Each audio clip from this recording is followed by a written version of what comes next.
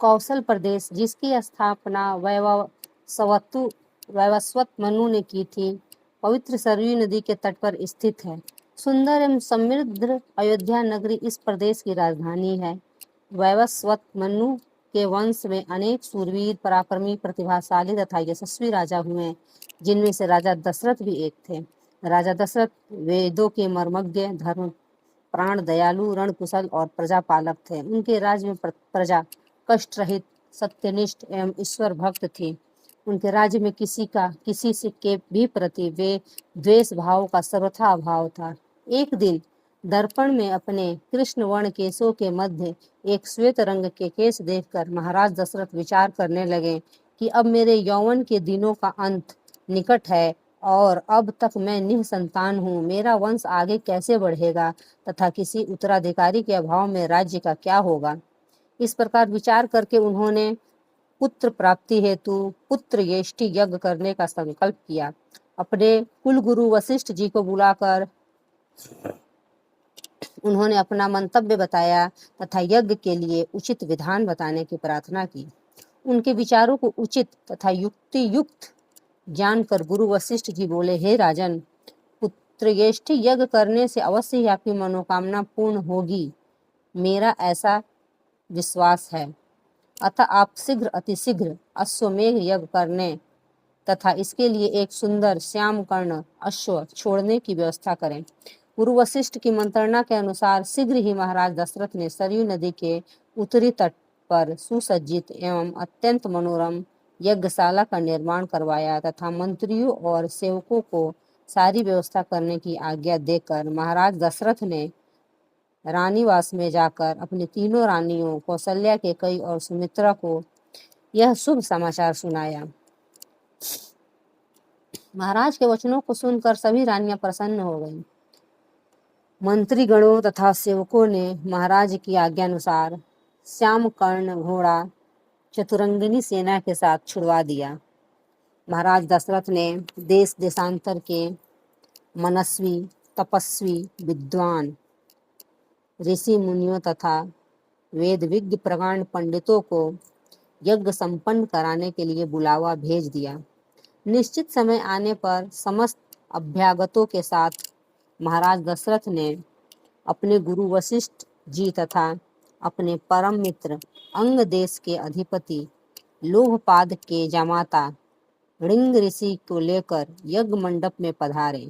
इस प्रकार महान यज्ञ का विधिवत शुभारंभ किया गया। संपूर्ण वातावरण वेदों की ऋचाओं के उच्च स्वर में पाठ के से गूंजने तथा समिधा की सुगंध से महकने लगा। समस्त पंडितों, ब्राह्मणों, ऋषियों आदि को यथोचित धन, धान्य, गौ आदि भेंट करके सादर विदा करने के साथ यज्ञ की समाप्ति हुई। राजा दशरथ ने यज्ञ के प्रसाद चरा को अपने महल में ले जाकर अपनी तीनों रानियों में वितरित कर दिया। प्रसाद ग्रहण करने के परिणाम स्वरूप परमपिता परमात्मा की कृपा से तीनों रानियों ने गर्भ धारण किया। जब चैत्र मास के शुक्ल पक्ष की 9वीं तिथि को पुनर्वसु नक्षत्र में सूर्य, मंगल, शनि, बृहस्पति तथा शुक्र अपने अपने उच्च स्थानों में विराजमान थे, कर्क लग्न का उदय होते ही महाराज दशरथ की बड़ी रानी कौशल्या के गर्भ से एक शिशु का जन्म हुआ, जो कि श्याम वर्ण, अत्यंत तेजोमय, परम कांतिवान तथा अद्भुत सौंदर्यशाली था।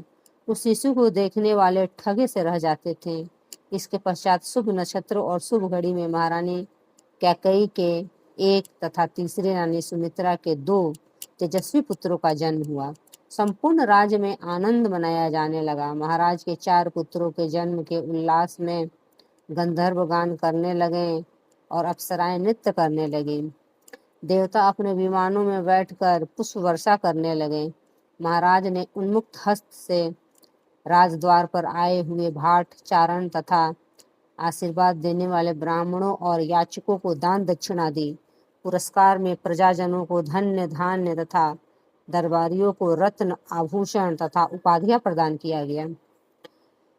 चारों पुत्रों का नामकरण संस्कार महर्षि वशिष्ठ के द्वारा कराया गया तथा उनके नाम रामचंद्र, भरत, लक्ष्मण और शत्रुघ्न रखे गए। आयु बढ़ने के साथ रामचंद्र गुणों में भी भाइयों से आगे बढ़ने तथा प्रजा में अत्यंत लोकप्रिय होने लगे। उनमें अत्यंत विलक्षण प्रतिभा थी, जिसके परिणाम स्वरूप अब अल्पकाल में ही वे समस्त विषयों में पारंगत हैं। उन्हें सभी प्रकार के अस्त्र शस्त्रों का चलाने तथा हाथी घोड़े एवं सभी प्रकार के वाहनों की सवारी में उन्हें असाधारण निपुणता प्राप्त हो गई। वे निरंतर माता पिता और गुरुजनों की सेवा में लगे रहते थे। उनका अनुसरण शेष 3 भाई भी करते थे। गुरुजनों के प्रति जितनी श्रद्धा भक्ति इन चारों भाइयों में थी, उतना ही उनमें परस्पर प्रेम और सौहार्द भी था। महाराज दशरथ का हृदय अपने चारों पुत्रों को देखकर गर्व और आनंद से भर उठता था। जय श्री राम।